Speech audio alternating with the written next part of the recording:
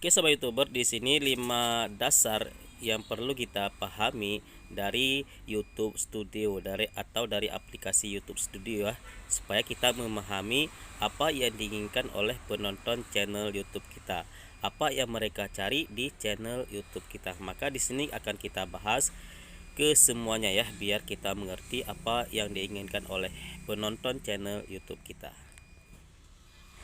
Oke, assalamualaikum sobat YouTuber, apa kabar kalian hari ini? Saya harap kalian masih dalam keadaan sehat walafiat dah. Lama sudah kita tidak berjumpa ya, karena kebetulan kemarin kita agak sibuk jualan. Jadi tidak sempat kita membuat video. Jadi mohon maaf lahir batin ya dulu ya, apabila kita ada salah kata atau yang tidak berkenan di hati para pemirsa semuanya ya.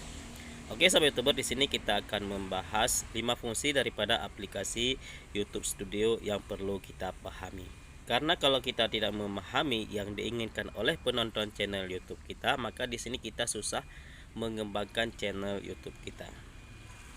Karena yang dicari daripada video-video kita tidak tahu. Jadi kita tidak tahu apa yang akan kita buat konten selanjutnya. Maka di sini kita akan membahas dari satu persatu ya. Yang pertama, di sini kalian boleh langsung buka aplikasi YouTube Studio. Nanti di situ ada analitik. Di situ ada beberapa fungsi ya. Tapi di sini kita harus memahami analitik ya.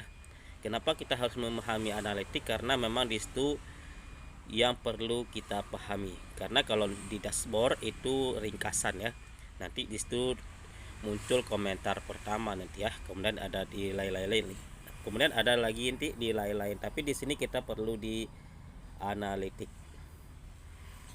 Di sini analitik, di sini ada 5 fungsi dasar ya yang perlu kita pahami. Yang pertama di situ di analitik ada namanya riset. Riset di situ berarti kita disajikan nanti informasi yang lagi viral pada saat ini. Di situ banyak sekali nanti konten-konten yang lagi viral. Nanti kita sesuaikan dengan konten kita sendiri. Di riset tadi kita bisa ambil ide-ide konten yang lagi viral pada saat ini. Dan ada juga nanti topik-topik yang berkaitan dengan video-video kita, atau topik lain juga disediakan nanti itu di topik yang lagi hangat satu saat ini ya, yang lagi banyak dibahas lah ya. Nanti bisa kita ambil sebagai konten. Tapi kalau misalkan yang berkaitan dengan channel YouTube kita, di situ bisa ada juga nanti. Jadi penonton kita nanti tahu yang disukai sama penonton channel YouTube kita itu ada di riset. Itu tetap masih di analitik tadi ya. Kemudian yang selanjutnya di sini ada lagi namanya ringkasan ya. Di ringkasan itu kita bisa menyimpulkan apa yang dicari dari channel YouTube kita atau dari video-video kita buat, sehingga nanti kita tahu apa yang diinginkan oleh penonton video kita atau penonton channel YouTube kita. Jadi dengan demikian kita dapat memahami keinginan daripada pelanggan kita, maka mereka akan terus menonton video-video kita. Karena kalau kita sebagai kreator YouTube di sini tidak ubahnya seperti orang jualan ya. Jadi kita harus memahami atau kita harus tahu apa yang dicari dari penonton channel YouTube kita. Begitu juga kalau kita jualan, begitu juga yang dicari di hari-hari, yang sering dicari, jangan yang tidak sering dicari. Karena kalau yang tidak sering dicari mungkin bisa viral tapi cuma sesaat. Jadi maka di sini perlu konsisten kita dalam membuat video-video. Karena kalau misalkan tidak konsisten, maka mungkin salah satu video kita akan viral, tapi video selanjutnya tidak akan ikut viral lagi. Maka di sini perlu konsisten. Kemudian yang selanjutnya di sini, kemudian di sini selanjutnya ini yang paling penting untuk kita sebagai kreator YouTube ya. Kita harus memahami di aplikasi YouTube Studio itu tetap masih di riset tadi ya. Di riset itu ada namanya konten. Nanti kalian bisa buka di konten.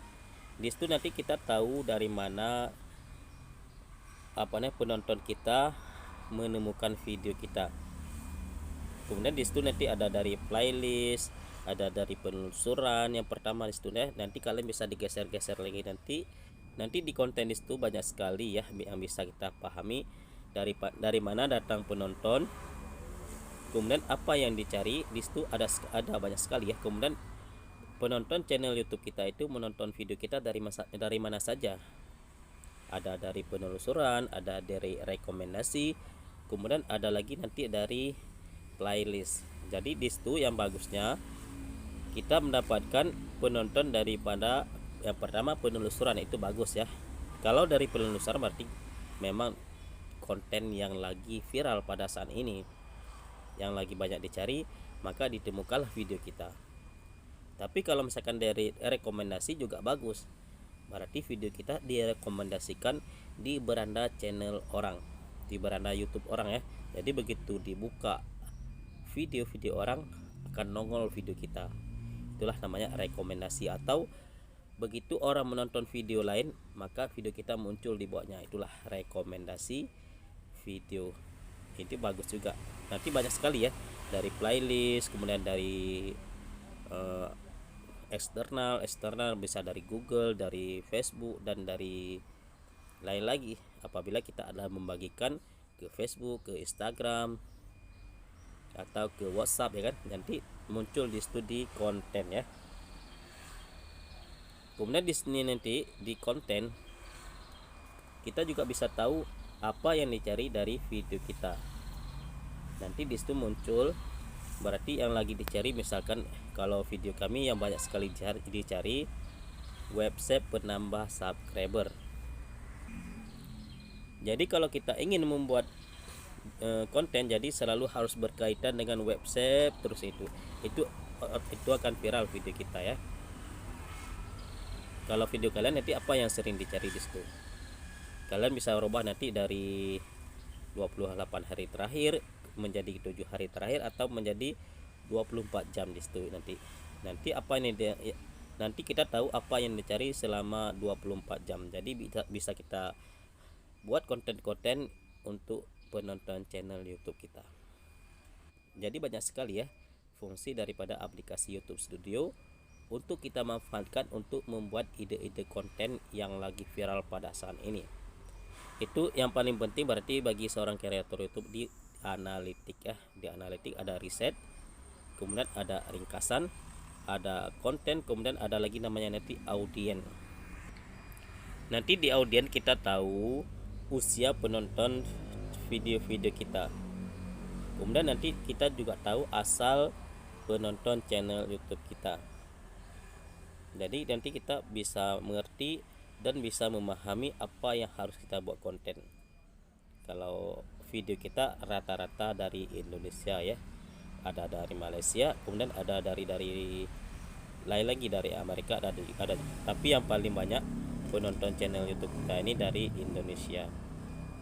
Jadi di audiens itu nanti dikasih tahu kita umur berapa penonton channel YouTube kita dan jam berapa yang paling banyak penonton. Jadi bisa kita pahami berarti apa yang diinginkan penonton YouTube kita, maka disinilah kita membuat konten yang sesuai dengan minat penonton channel YouTube kita, bukan sesuai dengan minat kita ya. Karena kalau sesuai dengan minat kita, di sini penonton mungkin kurang tertarik dengan minat kita. Maka di sini kita harus memahami apa yang diinginkan oleh penonton channel YouTube kita. Oke sobat YouTuber, semoga bermanfaat. Minal aizin wal faizin, mohon maaf lahir dan batin ya. Oke sobat YouTuber, akhir kata kami ucapkan assalamualaikum warahmatullahi wabarakatuh. Jangan lupa untuk selalu bersalat untuk Nabi kita, Nabi besar Muhammad sallallahu alaihi wasallam. Allahumma shalli ala sayyidina Muhammad wa ala ali sayyidina Muhammad.